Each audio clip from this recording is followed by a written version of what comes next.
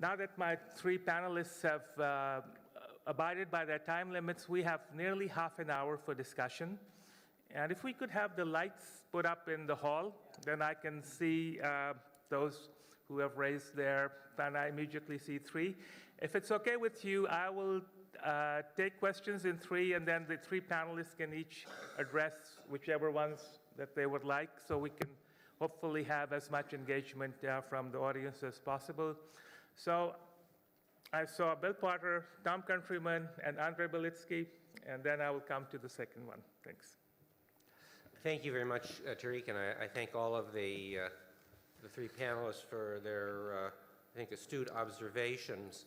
I was really struck by the fact, I think everyone, including you, Tariq, observed the unusual disarray among the political and regional groupings. And I wonder if perhaps what we are observing is really more of a macro development rather than something that is simply peculiar to the last review conference or the first committee. Because I'm struck by the tremendous, I mean, really fracturing within the non-aligned movement that was most apparent in the competing resolutions that we observed at the first committee on the open-ended working group and the manner in which business was conducted among members of the NAM. One could say much the same at the review conference in terms of the divide among the P5 on some key issues. The New Agenda Coalition certainly didn't act in concert in many respects and certainly played a very different role than it had previously. And Harald, you noted also the divide within the EU. And so I guess the question is this something that is simply momentary, or are we observing a more fundamental kind of realignment among these political groupings? And then the other question is that something that's good or bad?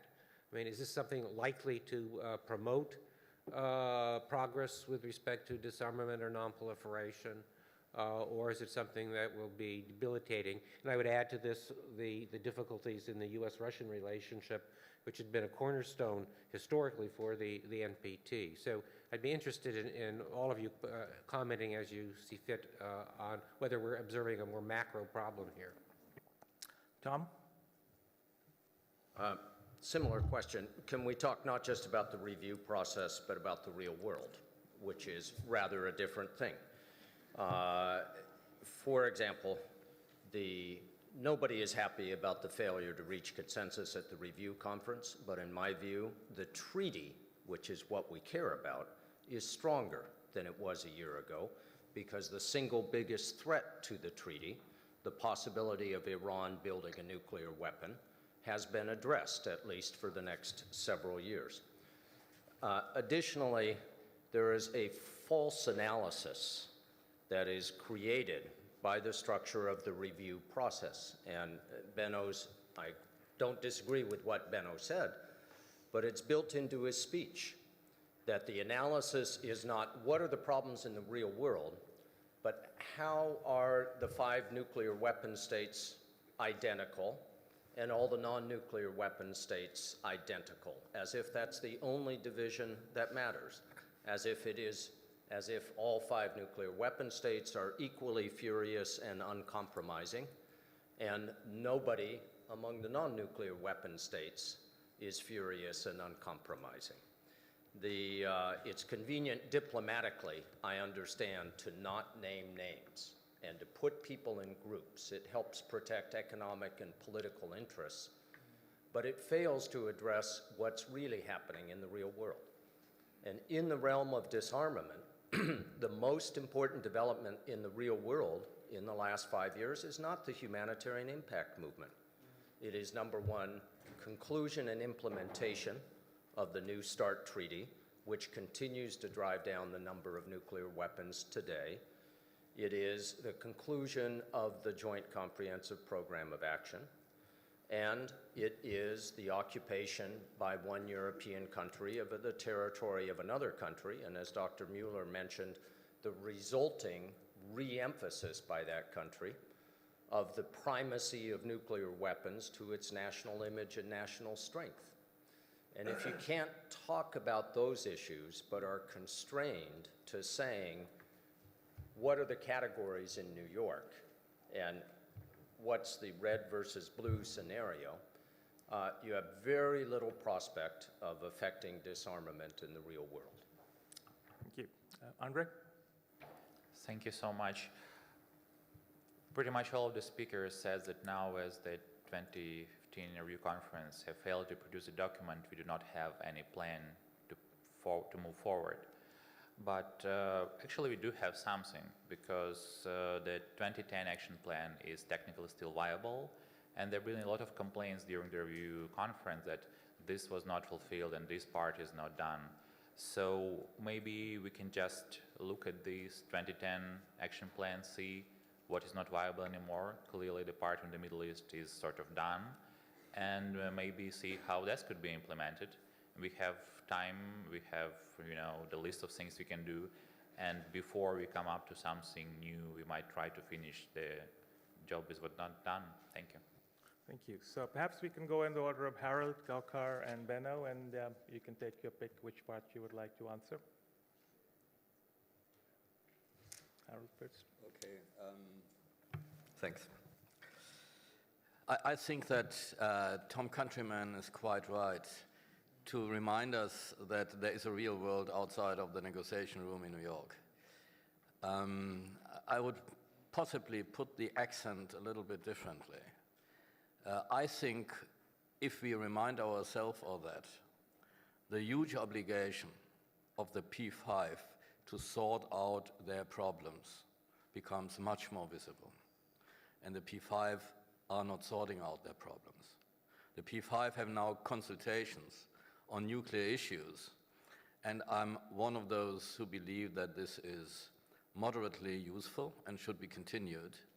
But it's, of course, if you wish, also secluding the nuclear issue and isolating it from the political circumstances under which nuclear policy in the nuclear weapon states are being made.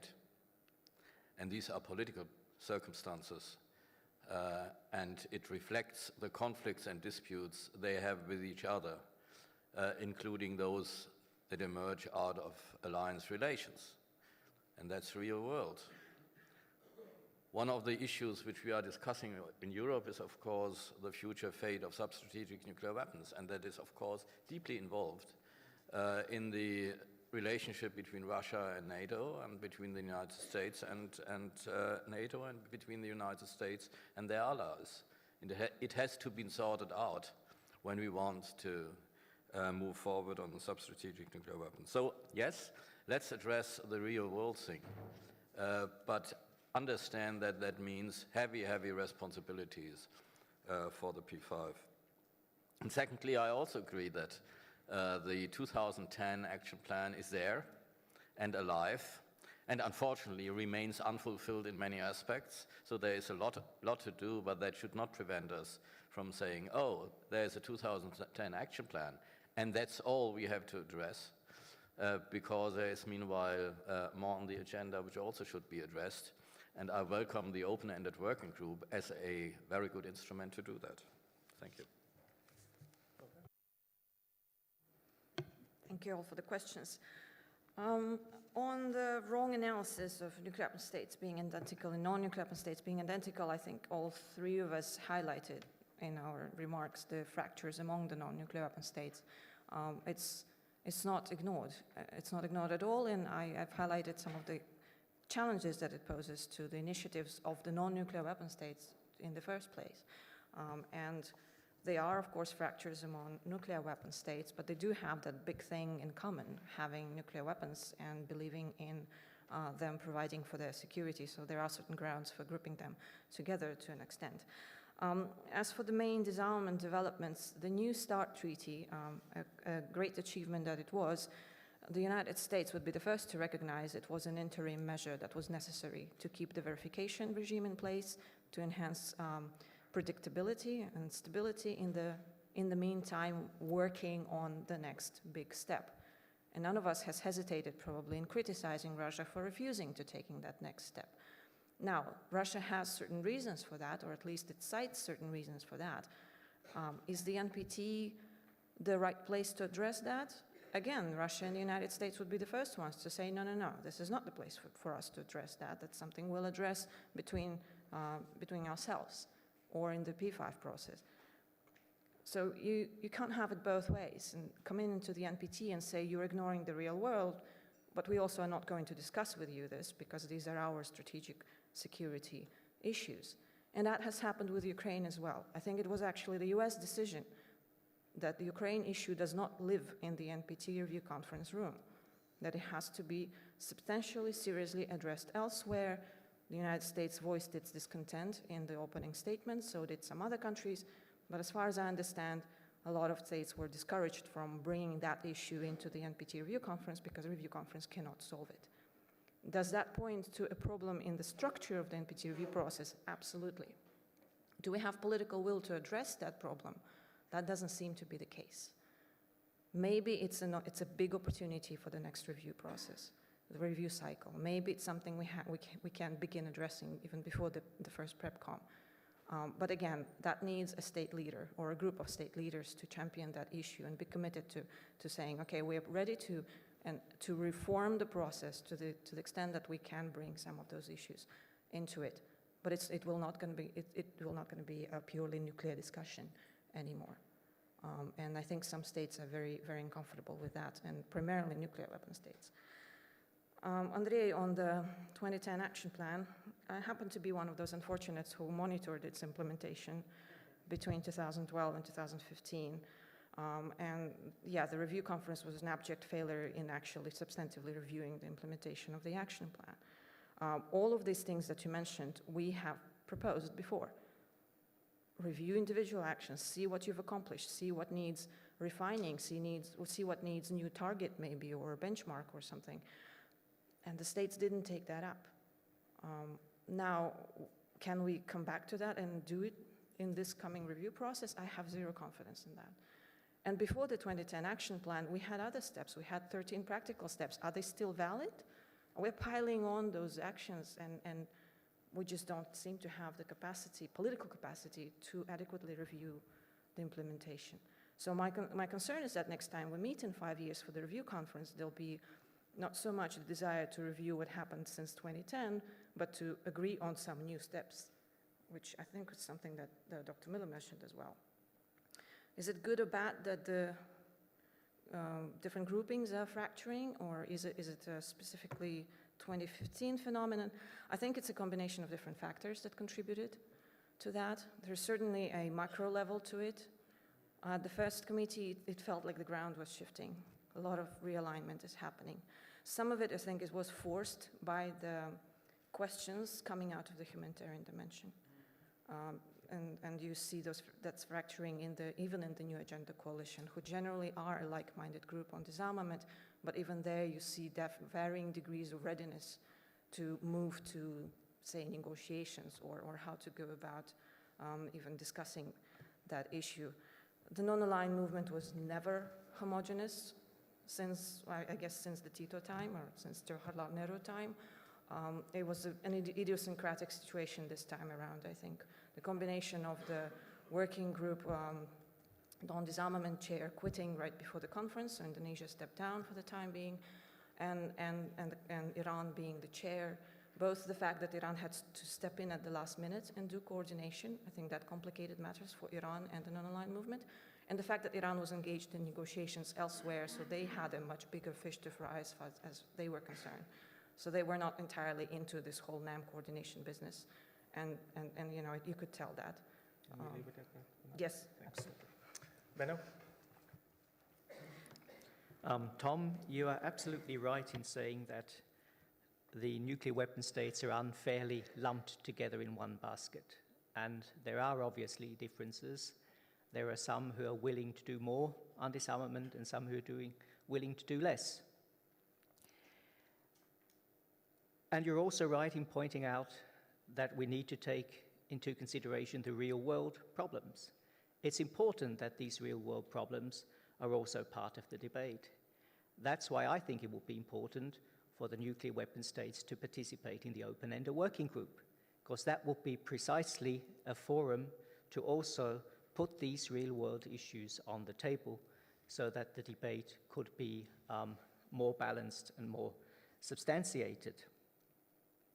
On the fractioning of the groupings, I don't think it's a momentary thing. It's probably going to last. And as Gaukhar pointed out, it's not something that is new, and it's also not something that is mainly just related to the disarmament field. I mean, you also see on other issues fractioning among the NAM countries, among the G77 in the United Nations. Of course, on the humanitarian dimension, there was a more unitary support for the humanitarian dimension as long as it was focused on the fact-finding element, the facts-based discussion of what the humanitarian consequences meant.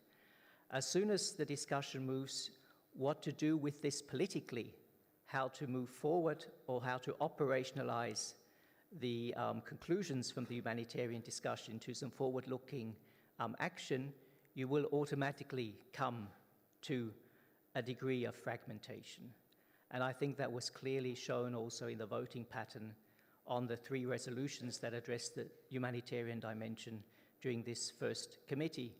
There were clearly some among the supporters of the humanitarian dimension that think that you can move forward or should move forward regardless of whether everybody is on board. The idea of a ban treaty, even without the participation of nuclear weapon states. There are clearly other supporters of the humanitarian dimension, and Switzerland belongs to those who think that you need to move forward in an inclusive manner, engaging the nuclear weapon states. So obviously, the more you get into terms of doing something concrete with the humanitarian discussion, you will end up in having a bigger fragmentation. Thank you. So I have on my list all those whose hands I saw, and given the time, so we have Bob Einhorn, Maurizio Martellini, Ali Soltani, there's a gentleman at the back there, Patricia Lewis, Olivier Meyer, there's a lady at the back there, and Mohamed Daraye, and I think we need to close the list given the time. So for the purposes of the record keeping, could you also identify yourselves, please, when you take the microphone? So Bob. Thank you, Tariq. Bob Einhorn, Brookings in Washington. I wonder if it's time for a fundamental rethinking of the NPT review process. I say this as someone who's represented his government at 5 of these conferences, including the first in 1975 and the most important one in 1995. I think one of the main problems is to regard adoption of a consensus final document as the litmus test of success or failure of the conference. I think that making this litmus test contributes to polarization, it contributes to hostage-taking, it wastes a lot of time. And I wonder if the 4 weeks or however long the conference is would better be spent doing what the treaty says the review conference should do, is review the operation of the treaty. How well is it working? Look at geopolitical trends, technological developments that have a bearing on the future of the regime. Try to set an agenda for the future. How should various tasks be parceled out among the various forums? Where there is, agreement, where decisions can be made, take a few decisions, even if there's no consensus on many other issues that are discussed in the House. I think, reform is really necessary. We have this political theater every 5 years. It has very little impact on the real world. And, if there's a concern about the nuclear powers not discussing some of these real-world issues, I think it's up to the nuclear powers to explain themselves more. Why are they taking the positions they're taking, and not only discuss it among themselves? But I think it really is time. I'd be interested in the views of the panel. Is it time to rethink the review process? Maurizio? Very interesting panel. I would like to introduce. Yes, I forget. Maurizio Martellini from Italy. Very interesting panel. I would like to introduce another way of thinking. I has been really impressed by Harald's presentation. A new, let's say, Weltanschauung is the scientific methodology. Fractionating, regrouping, polarization in scientific language, it means a new phase-space approach. When you have a complex phenomena like disarmament, this kind of reorganization of the dynamics, no, imply that you need to, let's say, adapt the new dynamics to the two opposite vision, the real world or the world of the process.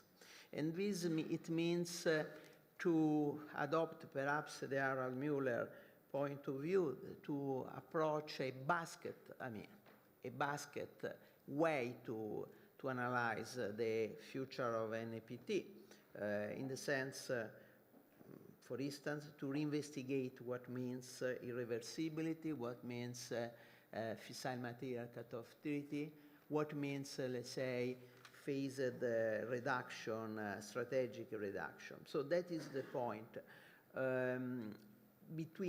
To summarize, if you adopt a scientific methodology, it's very difficult to try to solve the, let's say, the gap and the situation, just putting yourself in a specific Weltanschauung or the real world or the virtual process world. And perhaps it should be time to have a serious rethinking on the whole article and in the language of Harald, in some specific concept like irreversibility and like stability. Thank you. Ambassador Sultania? Could you also identify yourself in the microphone, please?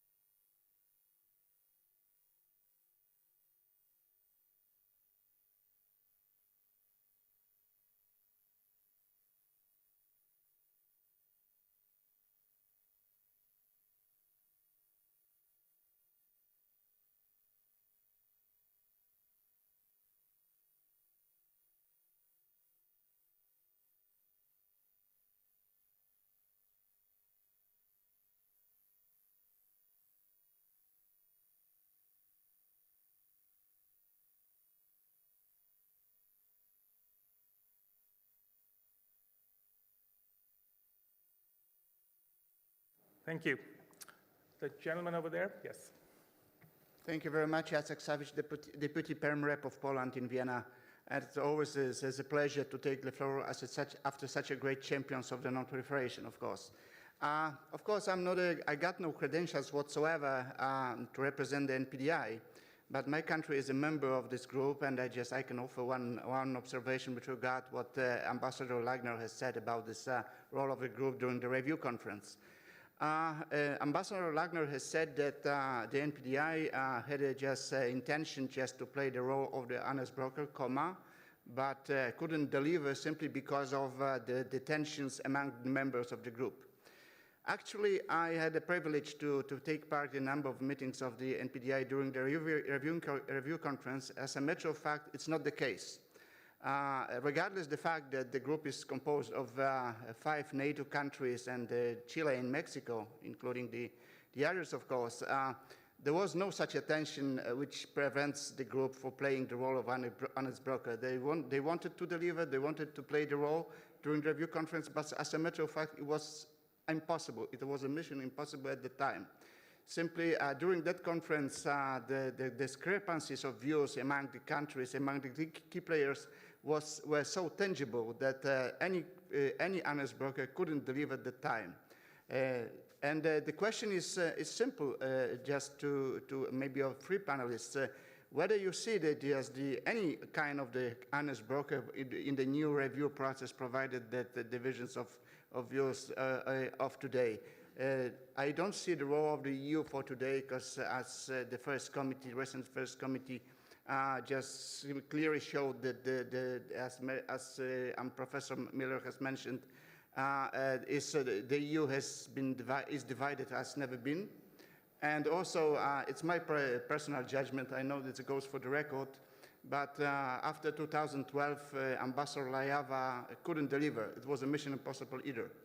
So just question is the simple one, whether there's a need for the honest broker, and if so, who could play such a role in the next review process in order to bridge the gaps? Thank you very much. Thank you. Patricia Lewis. Thank you, and thanks to all the panelists for very thoughtful presentations. I also wanted to address the real world, acknowledging that everyone has different realities. But in our world, our nuclear-obsessed world, the real world is one in which nuclear weapons are beginning to increase in salience again. They're being used as part of a pattern of threats again, and the risks of use may be rising, and certainly they're becoming increasingly understood in their fuller range of risks. And that's certainly what the humanitarian impact approach has been addressing. It's very real in that sense. And the real world, I think, is one in which nuclear weapons are already in the Middle East, and chemical weapons are being used now. And yet there is no process to address the issue of WMD in the Middle East anymore. And the real world includes the reality that the Conference on Disarmament, on which the NPT action plan depends, hasn't achieved anything since 1996. That's nearly 20 years. And the real world is one in which the US-Russia bilateral process has ground to a halt. And this is very real and very worrying. And I think we all know what genuine commitment to progress looks like and smells like. And we all know that that's not happening at the moment in the NPT. So the real world is also what's providing the urgency and impetus for those who are trying new approaches.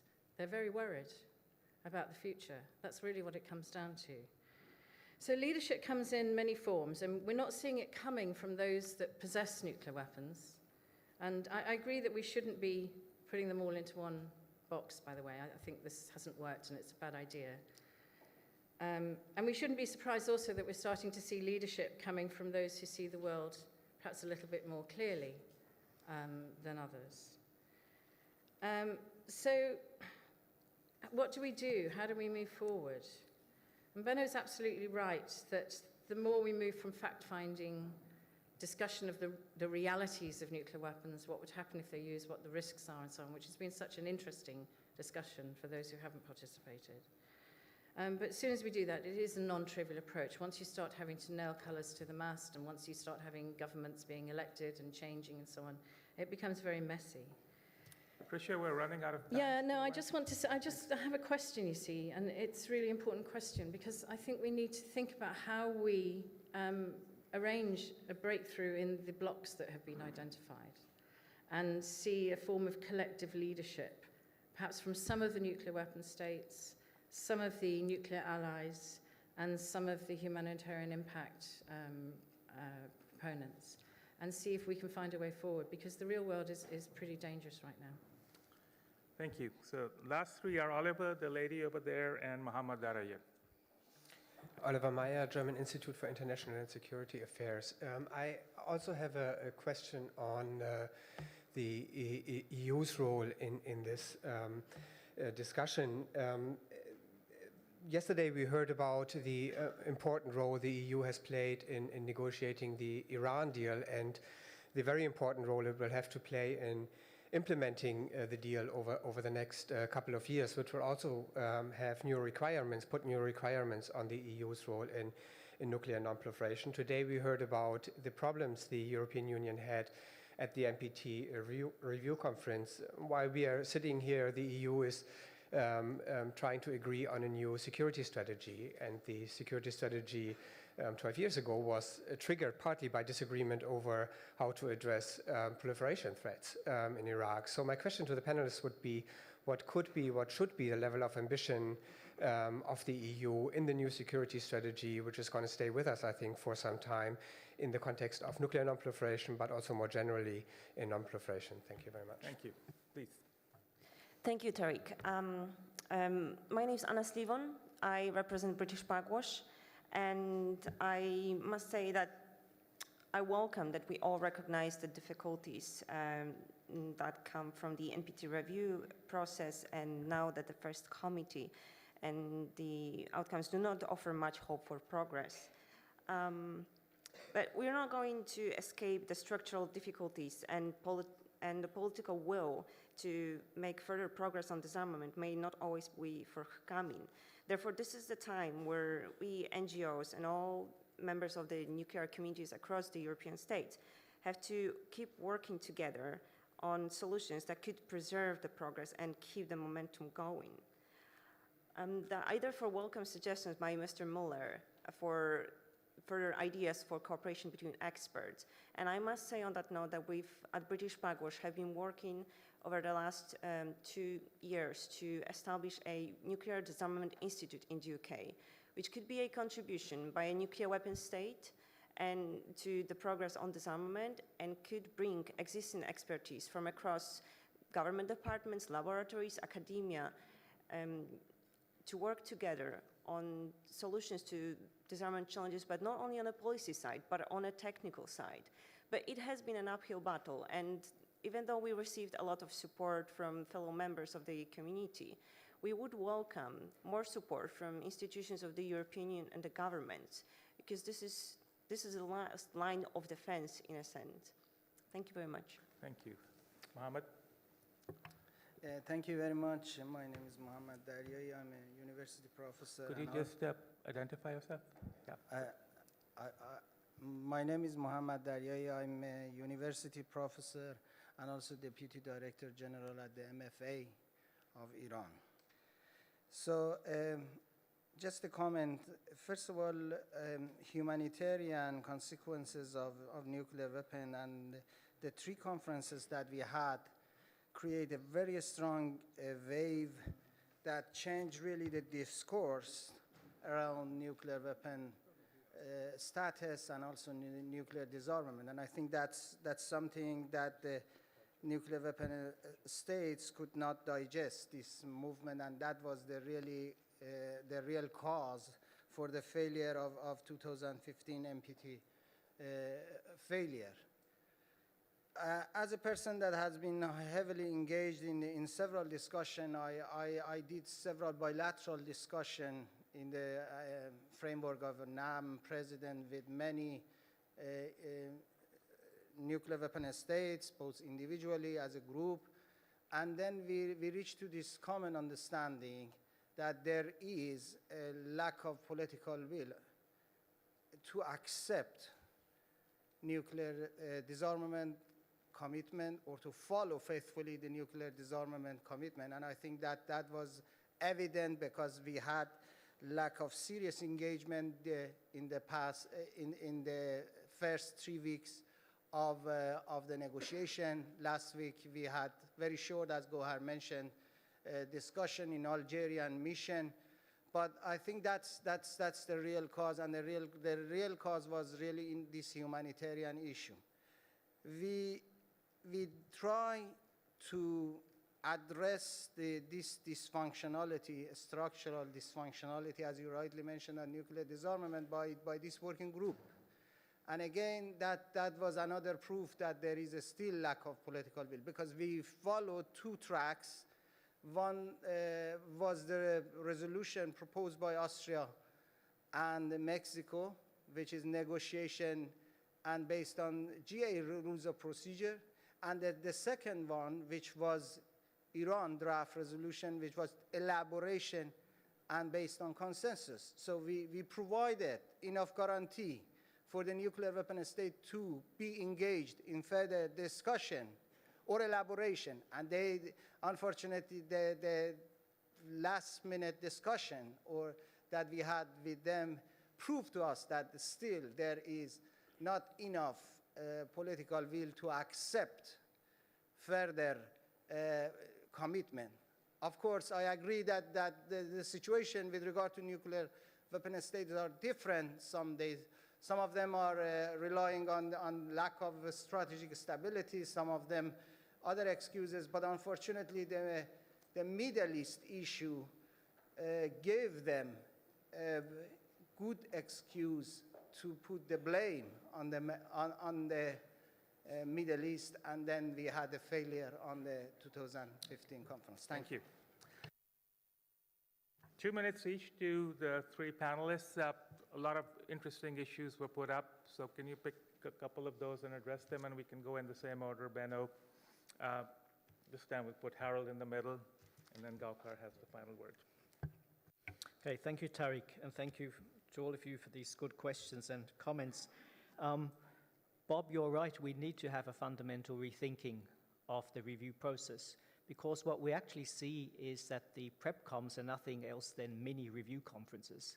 And the prep comms don't really get us any closer to having a successful review conference or to really addressing the issues, maybe more depth before we get to the review conference. So there has to be some thinking of restructuring the review process. And I think maybe this could be one of the few areas where we could all agree on investing some time, energy, and thinking, given the difference we have in the different areas. If we could sit down and try and do some thinking on this, this would already maybe be a step forward. But it will still not solve the problem of the political will. I mean, however well the review process is designed, if at the end of the day the political will isn't there to compromise and to find some middle ground, it will still be difficult to reach a meaningful outcome. On NPDI, I still stand by my comment that NPDI was not able to play this bridging role. And I think it became very obvious in the small group discussion, the disarmament focus group, because we had there different representatives from NPDI, but they weren't able to come up with a common proposal to move us closer to an agreement. Who can play the honest broker? I really don't know, but I think there is definitely a need for some honest broker, and it can't just be one country. It has to be a group of countries to be able to make an impact. Patricia, thank you for pointing out the other real-world issues that need to be discussed and put on the table. And I think you're right that if we want to find a meaningful way of moving forward, it has to be some grouping of some nuclear weapon states and some non-nuclear weapon states that can somehow work out an agenda and a way forward together.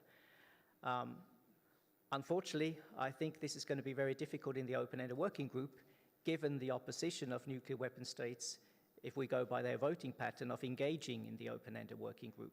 So probably there has to be some work done in track 1.5 formats by think tanks, like your think tanks, like others who are the organizers of this conference, in trying to bring together some of the nuclear weapon states and non-nuclear weapon states that will be willing to try and identify a common way forward. Thank you. I address three interventions. First, on the EU role, I think that the Iranian case shows the potential for the EU to be an actor on its own. And I'm always scandalized when I hear about the P5+1 negotiations. It never were P5+1 negotiations. and that formulation leaves out the self-standing role of the EU. What it shows is that in world-class strategic issues, when the EU countries have a common interest, the EU can act. We see that, I think, coming now in the Syrian issue, and there might be more, and I think the new version of the strategy should account for that. Secondly, on the honest broker, I don't like the expression so much in international politics. We are all honest, but we are also all pursuing our own national interests and group interests as we are brokering. What I would say is that the history of review conferences shows overwhelmingly that success depends on bridge-building groups that contain members from all sides, and that will remain so, and in that sense, NPDI, I think, has a role to play in future conferences. And the last issue is the interesting question put forward by Bob Einhorn. I hesitate to relinquish the objective of achieving consensus, because there are alternatives which are maybe more unpleasant, namely resolution voting, which is of course in the cards and in the procedures and could be done. And if the parties are relieved from the moral pressure to achieve consensus, the temptation to go that road might be very high. And we should never forget that by having a consensus in the end, the NPT community projects a very strong message to potential deviators that we are united on that. And to renounce this message as a goal, I think it's risky, because as I look at the divisions in this party community, it's almost traumatic. And that brings me to my last word, which is a response to Tariq's wonderful punctuation poem from the beginning. If we don't overcome this trauma, our future may be short and dark. We will go down not for a comma, but with an exclamation mark. Thank you. I feel like I shouldn't speak anymore. On consensus, I agree with Dr. Müller that having a consensus declaration of some kind at the end of a review conference does project that there is a unity among states parties on the health of the regime and on the future of the regime. And the lack of that, on the one hand, there's a risk of resolution voting, and I think the United States would be the first one to oppose that kind of outcome. On the other hand, simply ending a 4-week conference without adopting anything would go down real badly in the diplomatic world and makes it really hard to justify to your government to going to a conference like that when you don't emerge with what is considered a product in the diplomatic world. That said, yes, the review process absolutely needs a careful reconsideration. And if I may plead with you to come back to the U.S. administration and lead such an initiative from within the U.S., that would be fantastic. On the NPDI, to be a bit blunt, I think the group had very good intentions, continues to have them, but never had quite the credibility to be the bridge builder on nuclear disarmament. It just didn't have that in the eyes of a lot of non-nuclear weapon states, primarily in the non-aligned movement. And you've pointed out the membership issue, and the fact that there's no open tension in the meetings doesn't undo the presence of very real differences and profound differences in positions on nuclear disarmament and next steps among some of the NPDI members. The group might be going through some soul-searching right now as to its future and the point of its existence. We could see at the first committee they had a very short statement compared to what they brought to previous meetings. Whether there is going to be an emergence of another group to serve this sort of go-between and mediator role, not yet. I think some of these realignments that are happening right now, the ground shifting, that has to settle down a little bit, and then we might see an emergence of a different grouping. So far, I think there's very little appetite for bridge building. NAC, that had that role before, I think is very disappointed with the results it achieved after 2000 and where the outcome of the 2000 NPT review conference went. So this time they didn't even try to be this kind of bridge builder. They pursued a very clear sort of ambitious disarmament agenda. On what to do, and there's so many statements and questions that bring up the need for dialogue. We need a dialogue, we need to seriously discuss these issues, but so far we haven't been able to move past disagreements on the format, on even the format in which to meet. I see Tom Countryman is nodding because that's the situation with the Middle East as well. And I don't have a recipe for that, but so far we can't even figure out in what format to have that kind of dialogue. So I think it's kind of a homework for us all to see how we can overcome that. And very briefly on the role of the EU, I'm not a specialist in any shape on the Union, but considering the, again, very serious disagreements within the Union on nuclear weapons and the presence of 2 nuclear weapon states and there and a number of nuclear allies, maybe the European Union could find space for just that kind of honest, substantive dialogue within about the role of nuclear weapons in European security and European identity. Where do we as a union stand with regard to the nuclear weapons? How are they compatible with who we are? And then take it from there. Thank you. Thank you very much. And I think it's a mark of success of our discussion if Harald resorts to poetry. So thank you very much to all the 3 panelists, and thank you for all of those who took the floor. We started 10 minutes late, so with apologies to the organizers, we are 10 minutes late in the real sense. Thank you.